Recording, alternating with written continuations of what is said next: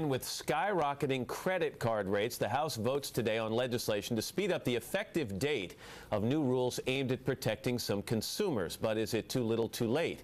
NBC senior investigative correspondent Lisa Myers has more on this story. Hi, Lisa. Good morning, Matt. This is all being driven by public outrage toward bailed out banks, which in recent months have doubled credit card interest rates for millions of Americans. What Congress is moving to do now would merely prevent further increases on most balances.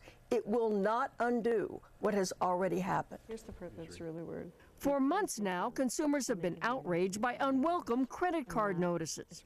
Ed Miska just got the word that bailed out Citibank is doubling his rate to 30%.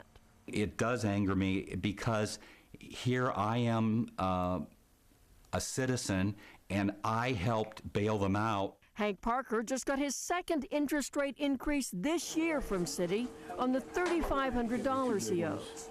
I'm getting whacked for 30% on an interest rate. It just knocked me over. Linda and Jay Gallagher had downsized so they could pay all their bills after their consulting business was hit hard by the economy.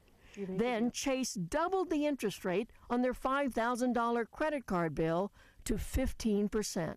It was an injustice. It was a great injustice to us, who we had worked so hard and we weren't missing any payments. The law signed by the president in May would prevent credit card companies from doing exactly what was done to these three consumers, raising rates on existing balances, money consumers have already spent.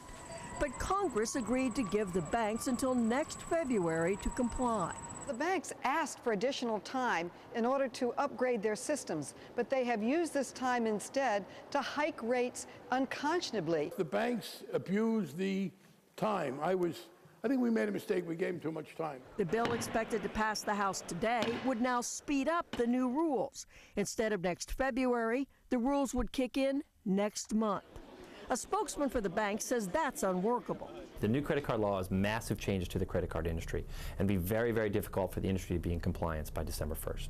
Some argue that the Obama administration should act on its own and intervene with bailed out banks to stop rate increases now in the pipeline. After all, taxpayers own 34% of Citi.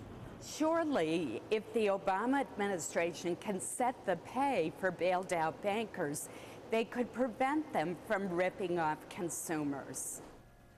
Bank officials say they understand that consumers are upset, but that rate increases are justified because of increased risks in a bad economy. And they emphasize that consumers always can opt out and close their accounts.